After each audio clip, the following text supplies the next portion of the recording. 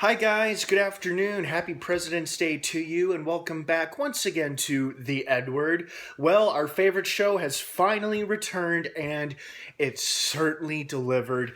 The Walking Dead 609 No Way Out was by far one of the best episodes of The Walking Dead that we have seen for a very long time. I mean, the series is great overall, but this episode, wow.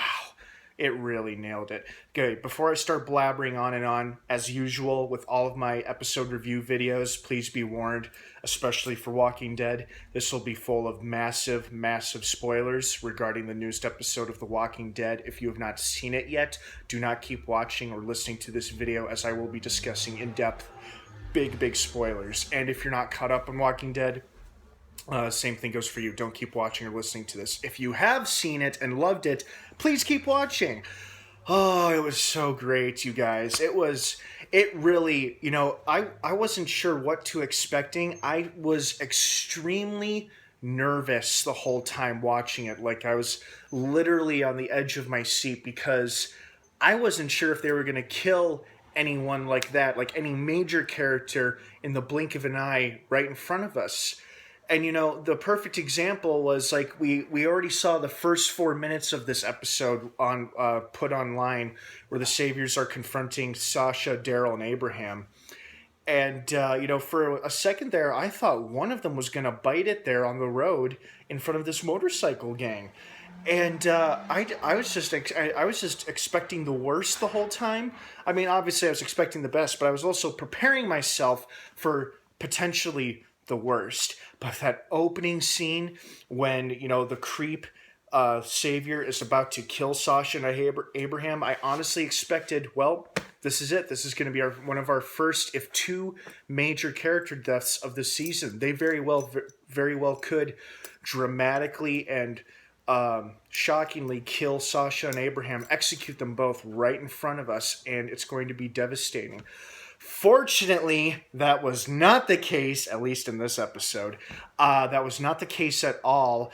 Right before he could pull the trigger, massive explosion, which sends our heroes flying backwards. And fortunately, who should come around the corner but good old-fashioned Daryl Dixon holding a goddamn rocket launcher is like the most epic thing ever.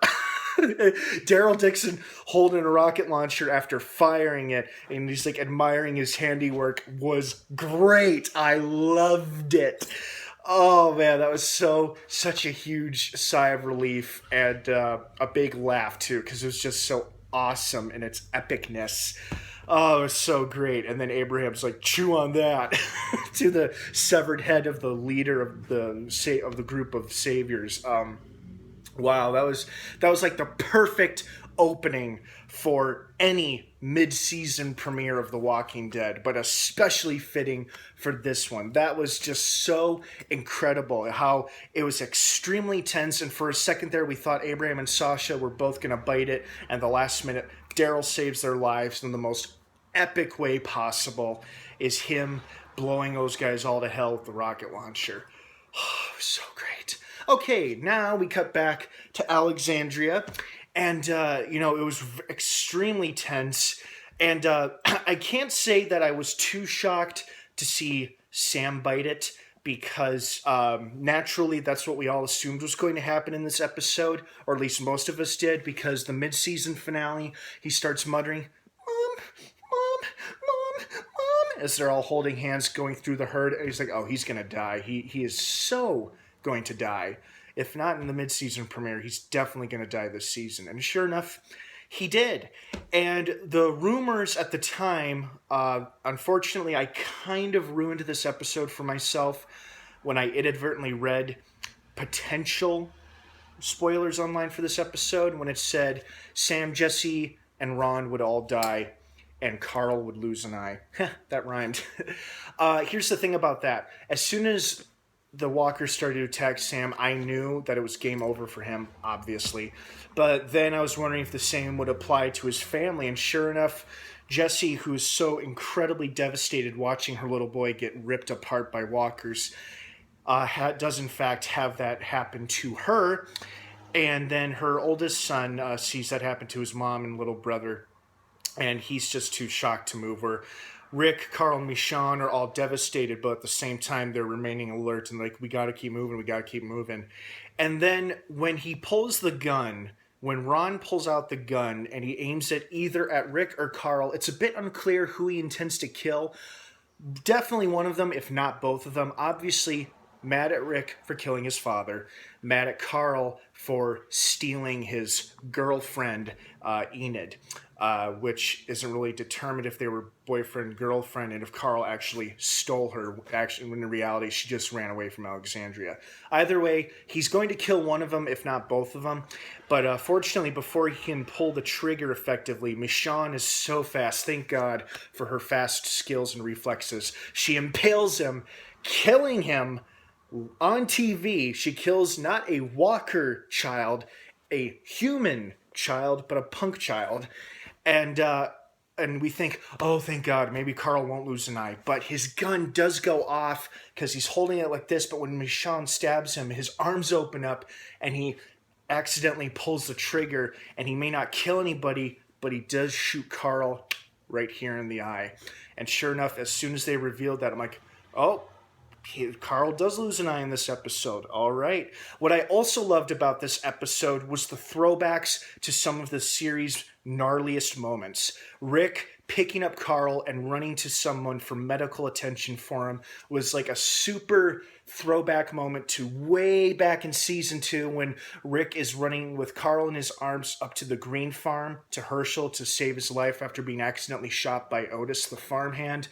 And then something else that was super throwback was going back to season 3 after the episode where Lori and T-Dog both die and Rick realizes that Lori is dead and he basically snaps and kind of loses himself for a couple of episodes, but especially in that moment when he goes through the cell blocks of the prison just hacking walkers left and right with a hatchet. He does the exact same thing in this episode except to the walkers that are flooding the streets of Alexandria while his allies work on saving his son's life. I'm like, wow, I really recognize both those moments there from the series' past episodes. What I also loved about this episode was that the people of Alexandria finally stood up. They see Rick and his allies start taking down the walkers one by one, and eventually everybody joins in the fight, even wussies like Father Gabriel and Eugene. And what's so interesting about Father Gabriel is that knowing this part of the story in the comics, when Alexandria is overrun, Father Gabriel reverts to his old ways of keeping himself locked safely inside his church, denying entry to anybody else. And that's in the comics. However, after a while, he does kind of snap out of it, and he does help people into the church to escape the walkers. In the show, he actually tells people holed up in the church, except for Judith, of course, who's an infant, to take up arms and get out there and fight for themselves. He uses an interesting analogy about how we ask God to save us, and in turn, he's is saving us by giving us the courage to stand up for ourselves. And even though I'm not religious, I do get the point he was making about how they have to take care of themselves and protect each other. So Gabriel steps up, Eugene steps up, everybody joins in the fight, like all of the people who are holed up inside their homes, Bruce, Tobin, Eric, Aaron, Heath, oh God, what's his name? Spencer. Everybody steps up. Carol, Morgan, Rosita, Tara. Everybody joins in the fight once they see Rick and the first group just going at it, killing walkers left and right. Soon everybody joins in and it turns into this awesome battle, this hand-to-hand combat battle between people versus walkers, and everybody is just slicing, dicing, stabbing, and killing walkers left and right. It is so badass and so incredible, and I love how they just basically cut the shots down where it's just like shot after shot of different characters just going to the camera, like everybody gets a turn, everybody gets a kill in this episode. Every single character, major and secondary, characters we've known since the beginning of the series and characters we've only met this season and last season, everybody gets a walker kill, and every kill is awesome. And the whole episode itself was just entirely awesome. From Daryl Dixon shooting the Saviors with the rocket launcher to him, Sasha, and Abraham showing up in the nick of time to save Glenn's life. Whew, that was a close call. I thought to myself, nah, there's no way they're going to kill him right away because they just recently revealed he survived his near-death experience. And if they are going to kill him, wow, what the fuck. But fortunately, that was not the case. Abraham and Sasha show up in the nick of time and just hammer down all of those walkers that were swarming him near the fence, while Enid successfully saved Maggie from the staggering platform. And for a while there, I thought the guard tower, the platform she was on, because it was so shaky, I thought Maggie might fall into the crowd and bite it as well. But, there are a lot of surprises. And I think one of the biggest surprises for me personally was when the Wolf and Denise are attempting to make a run to the guard tower between the ranks of the walkers. They briefly get separated. The Wolf has a great shot of quickly, climbing up the ladder to safety. But Denise is struggling with a walker, and she's holding him at bay. And instead of ditching her, the Wolf looks back and decides to go back and save her. He has his knife. He stabs the walker in the back of the head. Unfortunately, he gets a nasty bite in his arm. And then Denise, in turn, decides to save his life by grabbing him and bringing them both back, or attempt to bring them back to the infirmary. What surprised me was the fact that not only did the Wolf save her, but he did not kill her after saving her. Because, I thought to myself, well, obviously he probably saved her because he still needs her to patch him up and fix him up from the nasty wound on his abdomen. He still needs medical attention, and the only reason he saved her was for his own selfish needs, because he still needs her to save his life and patch him up. But it's interesting because in the brief moments, the brief exchanges between the two of them, we actually do see a tiny, tiny change in the Wolf's personality and mindset.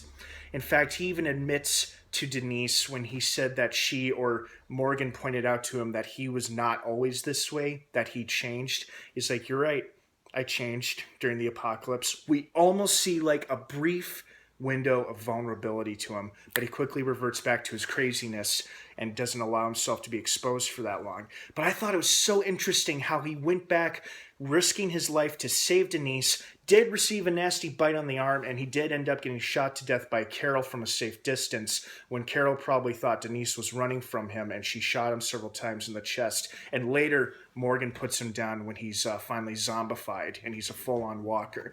And I thought to myself, oh, well, it looks like Morgan ends up killing him after all. If not in human form, definitely in walker form. Oh, it was such a great episode, you guys. I loved it so, so much, and I cannot wait for the rest of the season. It is going to be phenomenal. They've reclaimed Alexandria. They escaped the Saviors for now, and now it's a matter of rebuilding. And, of course, Carl is alive, safe and sound. I knew that final scene where him waking up in his bed with the bandage over his eye was going to piss off all the Carl haters. At this point, guys, to the Carl haters who are still out there, get over it. He's not going to die until the series finale, which hopefully won't be for a very long time, because he's like the main thing that keeps Rick going, if not the only thing. So until Carl dies, Rick will die as well. So just look at it that way and just kind of get over it already. But I thought to myself, oh, the Carl haters are going to be so pissed when he doesn't die. Although I bet they did enjoy that brief moment when he lost his eye due to the gunshot.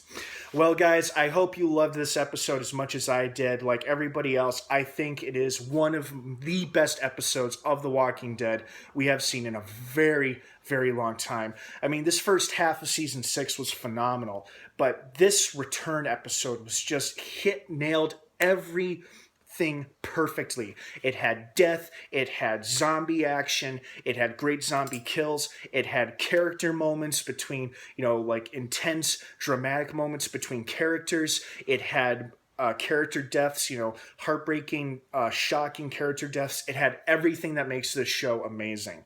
in this episode alone. What did you guys think of it? Did you love it? Did you like it? Did it meet your expectations? Were you a little disappointed about how some things turned out? Please feel free to leave your comments and your feedback down below in the comments section. I'd love to hear from everybody. Please be respectful and civil of one another's beliefs and opinions, of course. Thank you so much for tuning in here on the EdWord for all of your episode review and recap needs. Don't forget to hit that subscribe button as we continue to watch and enjoy the rest of Season 6 of The Walking Dead, so stay tuned for more review videos, and also stay tuned for later today as I will be doing my film review for Deadpool, which I will go see in a few hours. Alright guys, enjoy the rest of your day off, have a great rest of the day, and of course, until next time, may the Force be with you.